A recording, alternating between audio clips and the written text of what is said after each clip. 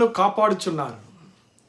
ఈ భూమి మీద నీ జీవితంలో నువ్వు కలిగి ఉన్న సమస్తమును, నీ యొక్క ఆస్తులు, అంతస్తులు, నీ కుటుంబము, ఈ లోకములో నువ్వు కలిగి ఉన్న వస్తువులు, విలువైన ప్రతీది, అన్నిటికంటే విలువైన నీ ప్రాణము, నీ దేహము, ప్రియ సహోదరా, వీటన్నిటినీ ఎవరు కాపాడుచున్నారు?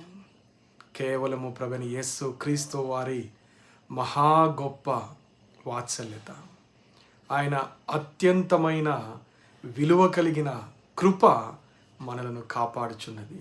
మీరు గమనిస్తూ వస్తే కొంతకాల క్రితము అమెరికా దేశంలో లాస్ ఏంజల్స్ ప్రాంతంలో ఒక్క రోజులోనే కొన్ని విలువైన కోట్ల ఆస్తి ధ్వంసమైనది.